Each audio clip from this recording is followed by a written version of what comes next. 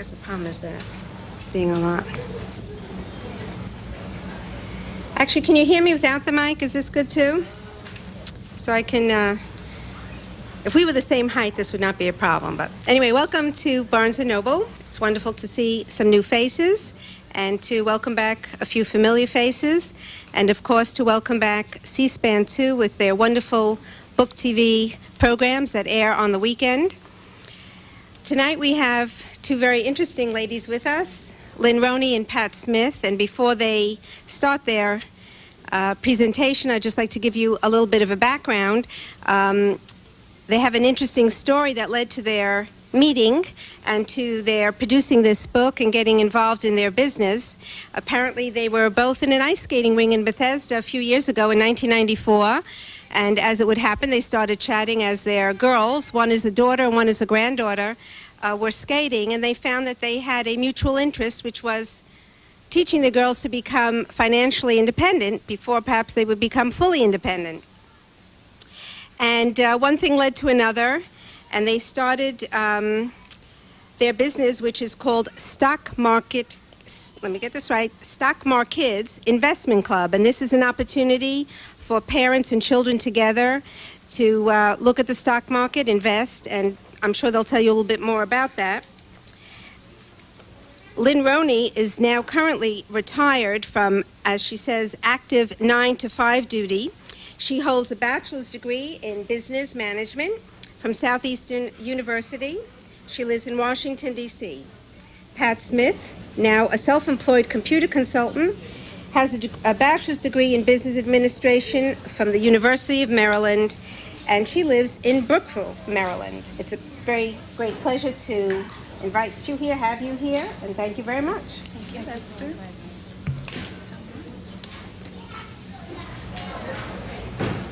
Are we ready to rock and roll? Okay, now that we have these wonderful introductions, it's so nice to see everyone here. We're going to read a little bit from our book. Imagine a world in which kids hang posters in their rooms of the New York Stock Exchange instead of rock stars. They collect trading cards of Bill Gates and Warren Buffett instead of sports figures. They watch the financial news instead of cop shows and play an online stock market game instead of shoot-'em-up video games. Then, imagine families all over the country sitting down together at the kitchen table once a week to work on their stock portfolios together. Parents and kids of all ages sharing a fun, educational experience that's valuable in more ways than one.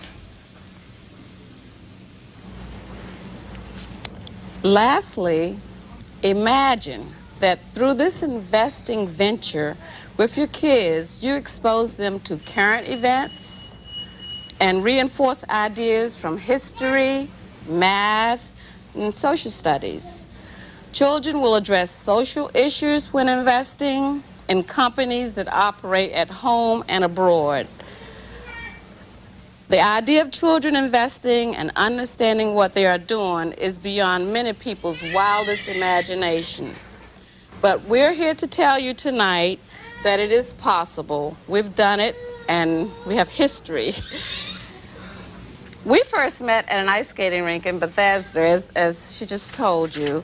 This was an event that would change our futures and that of our girls, Shannon Yoder and Danielle Flight. Danielle happens to be in our audience. Shannon will be here in a little bit. That spring, 9-year-old Shannon and 8-year-old Danielle were training with the same skating coach. Every Tuesday afternoon, Lynn, Danielle's grandmother, passed the time sitting on a bench outside the rink, reading from a stack of newspapers and Fortune and Money magazines. I noticed Lynn on several occasions. I thought it was rather unusual to see a woman poring over the stock section of the Wall Street Journal with the after-school crowd. This wasn't your normal experience. But since I was interested in finance myself, one afternoon I simply went over to Lynn and blurted out, "Do you invest? I've recently purchased stock for my daughter, and I really want to learn more about the market." Investing in the stock market was immediately a common grounds for us. Most women we knew weren't too interested in the market. Each of us had been investing for years. We were also largely self-taught.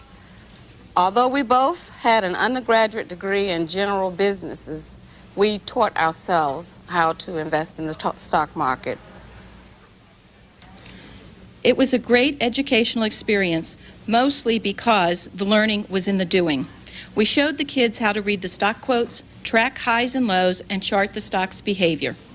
Because the stock prices were quoted in fractions, they had to practice their math skills, converting the fractions into decimals, and share prices into dollar value. After all, who knows what 11/16 really equals in a dollar? They learned that it paid to stay tuned to the news because right after they started tracking McDonald's, the mad cow disease broke out in Britain, and fears of an epidemic drove stock prices down almost daily. From reading the newspapers for news affecting McDonald's, the kids also learned about foreign cultures. They learned that the cow is sacred in India because when the company opened a franchise there, mutton burgers were served instead of beef.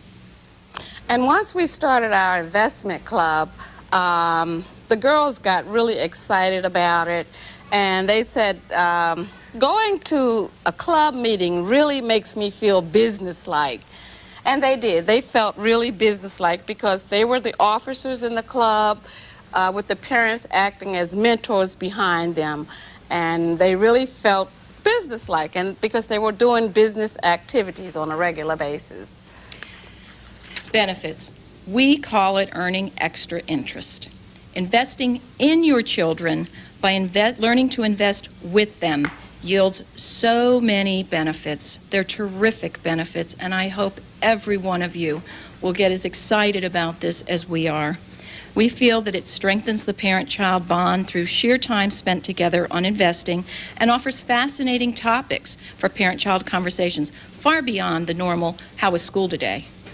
It also teaches delayed gratification because most kids don't want to wait. They want it right now. And it teaches them delayed gratifications because you're investing for the long term and your returns will be for the long term. It empowers children by teaching them how to handle money, and it gives them lifelong financial confidence, something that all of us should benefit from.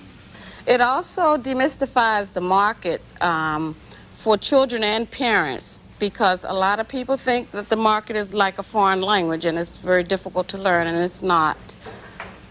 It helps build self-confidence. The children gain experience and learn to trust their own research. Suddenly, I think you parents may find the kids have a few tips for you. It also enables children to accept failure or learn that the stock market, or they accept failure when the stock market goes down. And if they're in it for the long term, then they know it's going to come back up. So immediate failure and delayed gratification later on. It also broadens their perspectives and helps them look beyond themselves. Suddenly, there's a whole world out there. It's called the global economy. It sharpens their math skills, practicing multiplication and dividing and dealing with fractions and monitoring the stocks. And if they're calculating their gains over a period of time, they're doing this over a period of time, and they're practicing and practicing and practicing. So therefore, their math skills will be enhanced in the long run. It also offers an extracurricular exposure to history, social studies, and current events. Children address social issues when investing in companies that operate abroad, and they study how these companies operate at home. It creates opportunities to learn about different professions and careers, possibilities by expanding a child's exposure to different types of works and services. Because when they invest and research a company, they're looking at many aspects of the company. They're not just looking at the stock price, how fast or quick it goes up or down. They're looking at the employees, the human relations, the earnings, the environmental, the environment that they operate here at home and abroad, social and cultural issues. When you start teaching children about money and investing at an early age, you ensure financial security for the future generation. But you also enjoy the benefits along the way. We like to think of it as passing the torch to the next generation. And how do you do it? You're sitting here, you're all interested. How do you do this? Well, We think that the kids provide you with a running commentary if you just start listening and you just expand your horizons. Our experience has taught us that you can integrate education into everyday activities such as eating out. You talk about the restaurants. We all know McDonald's. It's a familiar place to most families. It may be operated by a publicly owned company, as McDonald's is, and the kids especially enjoy the hamburgers and French fries from McDonald's. Any fast food, Wendy's, it's a perfect opportunity to start talking about life as an investor rather than just a consumer. When you go out to the movies, Disney makes many family-oriented movies for both children and parents to enjoy. When you're shopping for clothes, there's the Limited that my granddaughter owns, and she shops there all the time. When you're shopping for groceries, most of these companies are publicly owned companies. Stop and think tonight when you go home and you turn out the lights in your home. Talk to your family about the utility company. Talk to them about the lights. They are made by a publicly owned company, and it's probably GE. Most electricity suppliers and other utility companies are traded on the New York Stock Exchange, and many utility companies are regionally based, such as the Philadelphia Electric Company in Pennsylvania. Look and think. While you're attending an athletic outing, notice the corporate sponsor logos displayed throughout the sports arena all across the country. The current trend is for athletic clothing manufacturers to pay players to wear clothing with their logos. Notice how many major corporations are paying to have facilities bear their names, such as FedEx, PSI Net in Baltimore. Most of you arrived here in a car tonight. Do you know that most American automobile manufacturers, Ford, General Motors, for example, and we are hearing a lot about some of those companies right now for other reasons, but they are public companies. They're publicly traded. But there's also foreign companies that you can invest in, such as Volvo. That is a stock that trades on the United States Exchange. You get the idea? The list is endless. Once you start thinking about the major corporations behind the products and services you use every day, this is the first step to becoming a savvy investor. You can become an investor as well as a consumer. From your child's list of favorite things, the two of you can decide on one that your child is willing to support with her own money, his or her own money. Never mind if her money, his or her money, actually comes from you as an allowance or a gift. It doesn't matter if it comes from grandma for Christmas. However they get the money, encourage them. The important thing is that they feel the choice of company is theirs. From what we've seen, kids have enough common knowledge to rival a skyscraper full of stock market ideas. We'd like to take questions if you have any. Yes, please. Are there any, like, programs for kids where they don't have to invest, like, as much as adults do to open an account, to start? Absolutely. There are many programs. They're available. They're out there. We list a number of them in the book. There are more that have come up recently. And the key is you really do want to start with the small amounts of money that a child would have, because our feeling is if you wait until you have a portfolio or an amount of money that's fairly large, we think, what, $2,000, $3,000 or more. We think that's how much money we need to have in order to be investors. But once you have that sum of money, let's face it, you really should know what you're doing.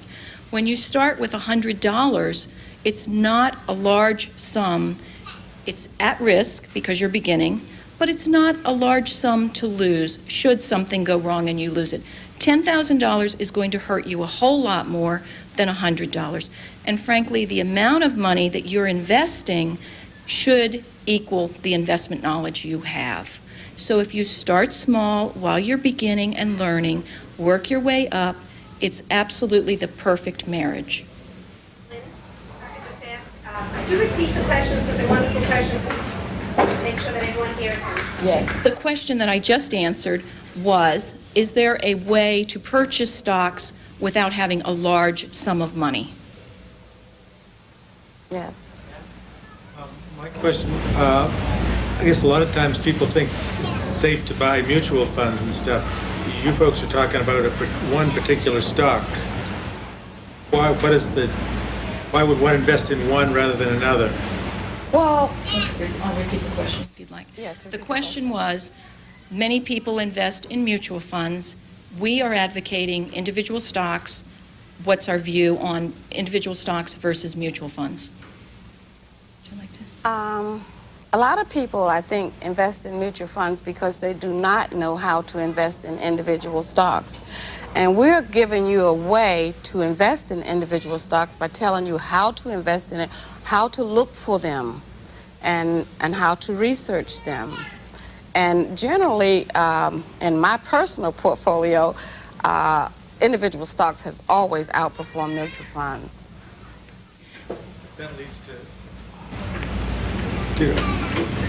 my second question was going to be, how do you research these companies? How do you find out about them that you're thinking about? Let me just address your first question, then I think that will segue into the second question. When you develop your own portfolio, you are in essence becoming your own personal mutual fund manager. Mm-hmm. So all that mutual fund manager is doing for you is collecting a group of stocks that they feel will be a good return, guarantee you a good return. When you do this on your own, you become empowered, and you can also, and let's go a step further and say, because you have such a personal interest in your portfolio, I would venture to say you may have better returns. And you will be very married to those decisions. We have a number of ways that you can go about researching. The internet is a wonderful tool. There are a number of sites, Yahoo, for example, which offers lots of research and tools that were at one point only available to professionals, brokers, and the Wall Street people. We have in the book a strategy that we use called the adding strategy, and it is a way to add to your portfolio and to go through a very analytical, stepwise process. And if I may say, my granddaughter shops at Claire's a lot, and it's a store that's has costume jewelry, and mostly I find preteens in the store. And every time we go to the store, it is packed out the door. And you know, we have preteens here and everywhere, all over the world. She said, I'm going to buy this company because it's always packed. So she went to Yahoo, researched the company. You have to know the symbol to research the company, but she researched the company and she found out that the company is a worldwide company all over the world with thousands of stores. And she says, I'm going to buy it. So she went out and she bought 3 shares of Claire's, and she will add to it over time. But through her observation of the busyness of the store, she decided, I want to invest in it. But before she invested, she went and did a research on Yahoo. Yes. When you're suggesting that a child just buy a few shares like that, say 3 or 4 or 5, a half dozen, do you use an online broker, or how do you go about doing that, for example? How did your granddaughter go about doing that? The question is, do you use an online broker for this small number of shares? How do you go about purchasing 1, 2, 3, 5, a dozen shares? She used, we have several methods that we purchase stocks for her, and she used the buyandhold.com online service. You can open an account with buyandhold.com for $20 and add to it as much as you want, and the trades are $2.99 per trade. And it's one of the lowest commissions that you're going to find anywhere. And if you don't have online services, the NAIC stock service is another way that you can purchase fractional shares or 1 share of any company that's out here. However, you do have to be a member of the NAIC to do that, and that's a nominal small fee. And for those of you who are purchasing the book tonight, there is a chapter with some information, phone numbers, lots of detailed information about some of the low-cost programs that are available. There are more coming all the time. We had a caller on our NPR show who talked about his program. There are just lots and lots of ways to do it now. It's become very popular. Yes? What's the advantage of having an investment club over just doing it as a family?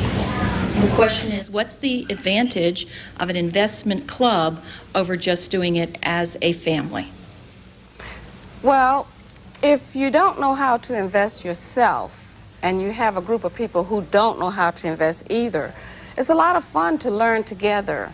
And you sort of rely on each other, and one person in the group may bring a little bit more to the group, a little bit more knowledge to the group than the others, which is good because it's each one teach one. And you have a lot of fun doing it. And we've had an enormous amount of fun. Matter of fact, that's our motto, doing it with our kids, because our kids are getting an education and finance that they're not getting anywhere else. I also think that when you're dealing with children, sometimes, and you're doing it in a family setting, and that's wonderful, of course, but sometimes for them, they want their friends to be involved with them. They might have a very close friend who they would like to talk to about these things, and it would help them. We found that our girls, and my daughter Shannon is now here. Shan, stand up a second. We found that with our girls, it was very helpful to them to have their peers, to be able to talk to each other, and they became fairly competitive with each other, frankly. When they came to meetings, Shannon, for example, was not a fan of one of our purchases. We purchased Johnson & Johnson stock. She did not like the company, and so she would go out of her way to do research for every single meeting and find the most negative article she could. All right? Because this was not a company she wanted to own, and when the stock monitor finished his report each month, she would look at him and say, "Is that all you have? I found this." And she would go right into it. And she knew more about that company because of the experience than probably some of the company executives. Stock club then, everybody invests into one pot and takes a share? Yes, that's correct. The question is, with a stock club, everyone invests into one pot, and then they own shares. And it's sort of like a mutual fund for the club, because we're all putting our dues into this one pot, and it grows. But within the club, each person have their own individual account, but it's still a group pot. In many groups, for example, you may have different rules. And some groups will say we don't purchase a stock unless all the members agree. And that is something we decided as a group after that one negative experience, that we would not purchase a stock that made any of our members uncomfortable. But we had to go through that to find out that this was not something, majority rules is what we're all thinking.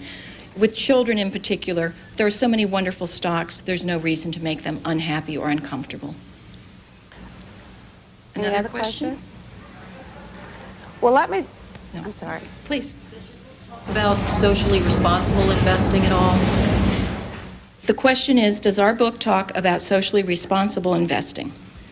We did touch on it slightly because during the club we were considering buying Nike, and one of the monitors was doing the research, discovered that Nike uses children to help develop the product, and the children in the club voted, we don't want that.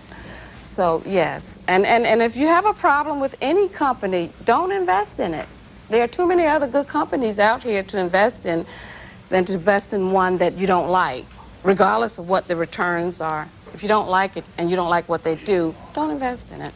I think everyone has a different definition of what socially responsible investing means. And so if you go by your definition and what it means to you, then that's the way that you should be guided. In the news within the last year, how a lot of the e-commerce businesses took a big nosedive, but before that they've been going up at a tremendous rate. what kind of experience did you folks encounter during that flap? The question is, many of the .com companies have been going up, were going up, and then took quite a nosedive. And this gentleman would like to know what our experience was during that time. You want to address the issue? I'd be happy to address it. First of all, let me tell you that if you look at our adding strategy, one of the things that we suggest is that you buy companies that are established, that do have a track record. We don't advocate going out and buying the latest and greatest because it isn't necessarily proven, and you are going to have these tremendous fluctuations in price. Because we have an approach that sticks with very solid companies that have an established record. They do have earnings, they have earnings growth, they are in established industries that are moving forward. We had no difficulties during that period.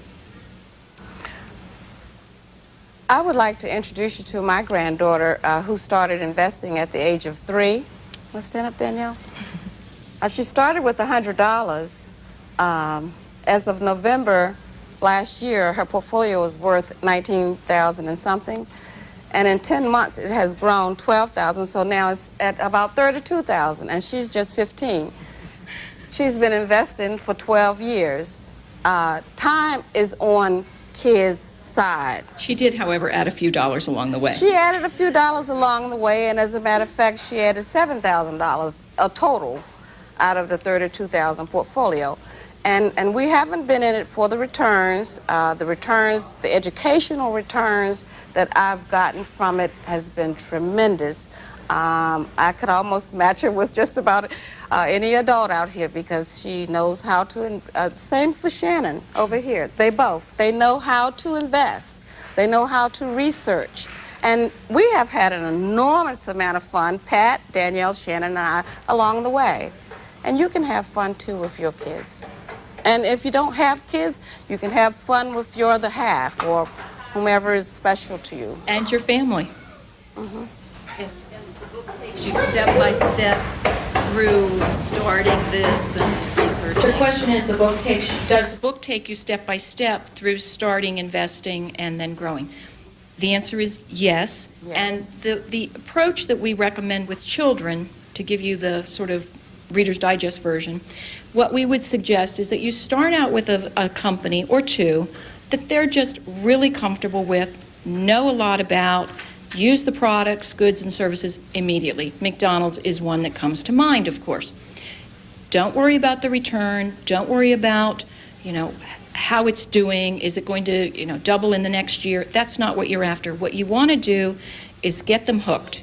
Get them into something that they love, that they can start following, that will make them happy. They'll follow this company and become very, very interested in it. 2, 3 companies, but you're only buying a share or 2. Once you have that purchasing done, you're going to monitor them. There's a charting method that we use. You monitor it monthly, weekly, as often as you can. Learn all you can about that company. From there, you then are ready to move on to the adding strategy, which is a strategy that will then help you assess rate of return, earnings growth, and things like that, which will actually help you get a little bit better returns on your portfolio. But the key is develop the interest, get them very, very comfortable and conversant, reading the paper, looking at the world from a more business and investor's perspective, and then go on to a more refined approach. Any other questions? One of the things you mentioned on NPR the other day was it's important to learn how to read the stock pages. Does your book explain that? Yes, it ways does. to do that? The question is, it was a statement and question. The statement was that on NPR, we mentioned that you need to learn how to read the stock pages, and the question is, does our book explain that? Yes, it does. And we have here tonight several newspapers with business section. If any of you want to know how to read the quotes, we will be more than happy to show you. And I will tell you that in the book, we have a couple of methods that we found are very helpful. They're sort of technologies we use. Charting and monitoring. And what you do is you read the newspaper every day, write down what the high, the low, the close, and the change was for a particular stock. Follow it for a week, take the chart, use colored pencils, use whatever makes you happy, a felt tip marker, it doesn't matter, and start developing a graph. It's a visual aid that helps you learn where this stock is going. Is it up? Is it down? And visually reinforce the things that you've seen in the newspaper. And also start reading the paper for those little news articles. Look for the stock in the most active list. There are lots of stocks that we've mentioned, GE, McDonald's, that will hit the most active list on a daily basis. Make a note of that. Suddenly you start looking and you become very conversant and comfortable with the business section.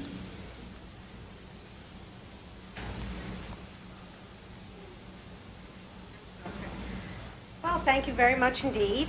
I probably echo the sentiments of some of the adults in our audience tonight when I say, where were you when we were kids?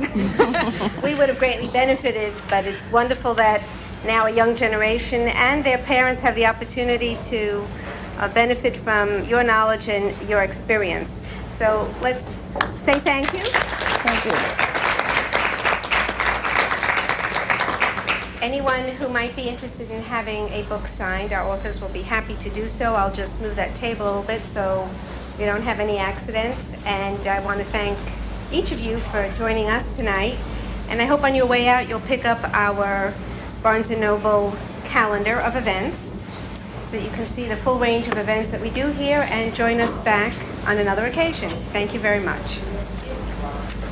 Thank you.